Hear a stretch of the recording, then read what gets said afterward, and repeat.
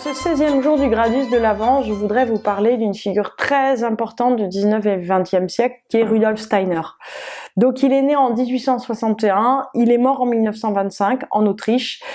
Donc en fait, Rudolf Steiner a marqué très très profondément notre société. Donc à la base, en fait, lui, c'est un espèce de chercheur spirituel qui s'est beaucoup rapproché de la théosophie et qui a fait sécession de la fraternité de Helena Blavatsky. Alors, pourquoi il a marqué profondément notre société? D'abord pour un système d'éducation, parce que il a fondé énormément, enfin c'est pas lui qui a fondé, mais il a instillé les écoles Steiner-Waldorf dans le monde entier, donc qui sont présentes dans les pays du Nord, aux États-Unis, en Europe, en France, en très grand nombre, et qui essayent à la fois de respecter les rythmes d'apprentissage des enfants, et qui sont en même temps très étonnantes, puisque elles se fondent vraiment sur les lois de la réincarnation, et sur le fait que chaque petite âme doit refaire son chemin à partir d'elle-même. Donc, en fait, ce qui est une manière de mettre des enfants à l'école en leur disant, débrouillez-vous, en fait, pour vous développer. Nous, on va pas trop interférer. Donc, c'est un peu étonnant. Et puis, effectivement, il a aussi beaucoup travaillé en agroécologie, en agrobiologie, en biodynamique, et c'est lui qui est à la base, on va dire, de tout le renouveau de la permaculture. Donc c'est quand même un très grand monsieur. Si vous allez dans des boutiques bio, vous allez peut-être voir aussi des produits de la marque Velleda. Donc Velleda, c'est encore Rudolf Steiner. Donc là, si vous voulez, ça c'est toujours mon grand truc en disant, bon, alors il y a des gens qui disent que Steiner c'est une secte. Ah oui, mais en fait ça se vend partout. C'est la base aujourd'hui. Tout le monde veut faire du tri de déchets, de la permaculture. Tiens, mais c'est Steiner. Tout est Steiner. Et bon, ok, on dit que c'est en même temps quelqu'un de bizarre. Ben non, il est pas du tout bizarre.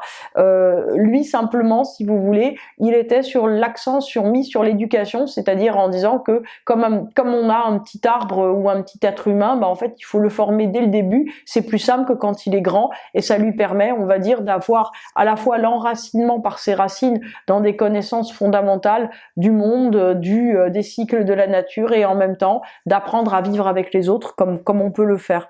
Donc Rudolf Steiner parle beaucoup du lien sacré à la nature, du respect des cycles, du Christ. De quoi parle-t-il? De tout, en fait, de la structuration psychique de l'âme, de l'éducation, de la société, de l'histoire, de la philosophie, des maîtres anciens. Il parle de tout. Donc Steiner comme Blavatsky ont écrit, comme vous savez, des milliers de pages. Steiner, je pense, est l'auteur de plus de 600 ou 800 ouvrages qui sont tous absolument passionnants.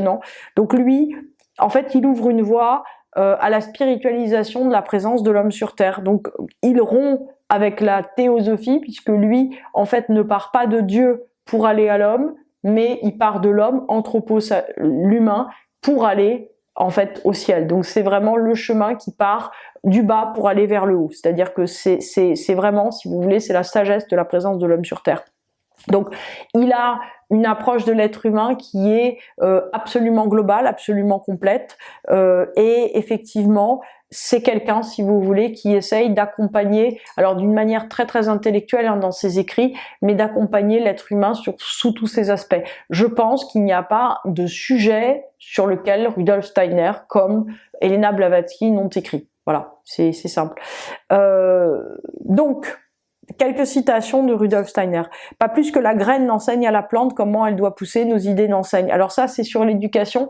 C'est intéressant parce qu'en fait, il prend les enfants pour des graines en disant de toute façon, un enfant, il grandira selon son karma, selon sa nature. Tout ce qu'on peut faire, c'est être à côté et l'aimer et le laisser pousser comme il doit être. Donc en fait, si vous voulez, il y a une grande confiance dans le développement de chaque être humain pour ce qu'il est et dans l'accompagnement de son développement. C'est-à-dire que de toute façon, je pense qu'il y a pas besoin en fait d'être grand Manitou pour savoir que des enfants manifestent leur personnalité depuis qu'ils sont petits et qu'au fond, on va pas changer fondamentalement la nature des enfants qu'on a autour de nous ou qu'on élève, mais que on les accompagne simplement à devenir ce qu'ils sont. Alors j'aime bien ça parce qu'en fait il était aussi très très ethnologue, Rudolf Steiner, il connaissait tout. Chez les Maoris par exemple, tout être humain est considéré comme composé de 4 éléments, un principe divin et éternel connu sur le nom de Toaina, un moi qui disparaît lors de la mort, une ombre fantôme ou psyché qui survit à la mort, et enfin un corps.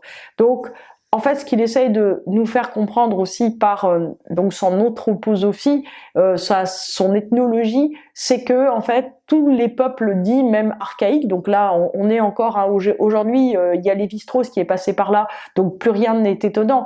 Mais on va dire en 1900, dire que les peuples primitifs avaient autant de sagesse, on va dire que nous, grandes civilisations très développées, c'était extrêmement contestataire, extrêmement, on va dire, c'était un très très grand acte politique. Donc lui, il le défend, hein, livre après livre. Donc il explique de toute façon la même chose que ce qu'on trouve, on va dire, dans les enseignements hindous, c'est-à-dire qu'il y a un petit bout d'âme qui nous vient de Dieu, un espèce de corps intermédiaire qui est fait entre deux parties. Donc une partie nous relie au ciel, l'autre partie nous relie à notre nature animale, et enfin il y a le corps qui est complètement périssable. Il dit aussi, l'amour véritable, la vraie bienveillance sont des expériences de l'âme qui augmentent les forces de la conscience en favorisant la clairvoyance. Alors, vous savez, avec Ramakrishna, un des moyens d'accéder plus rapidement au ciel, c'était dire la vérité. Rudolf Steiner dit, c'est simple, soyez dans la bienveillance constante. Aujourd'hui, on dit gratitude, mais en gros, plus vous serez bienveillant envers chaque petit bout de la nature, chaque être humain, chaque personne et vous-même, plus d'une certaine manière, vous allez progresser vite en clairvoyance, c'est-à-dire en lucidité intérieure. Donc, un autre truc sur l'éducation que j'aime beaucoup, se placer dès l'enfance dans la position verticale manifeste les forces qui élèvent l'homme. Une partie des forces dont l'enfant se sert pour se dresser à la verticale demeure en réserve. Et c'est bien cette réserve de force qui nous rend capable de regarder dans le monde spirituel entre la mort et la nouvelle naissance.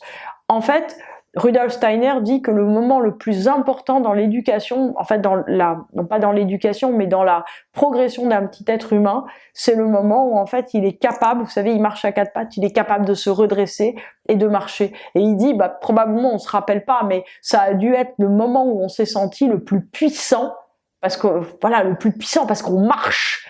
Et le deuxième moment, évidemment, c'est la parole, puisque la parole permet, on va dire, de créer des choses. Elle permet, vous voyez, on dit « j'ai soif » et immédiatement, maman donne un verre d'eau. Et à partir de là, si vous voulez, c'est les deux grands actes magiques qui structurent, on va dire, la progression du petit être humain.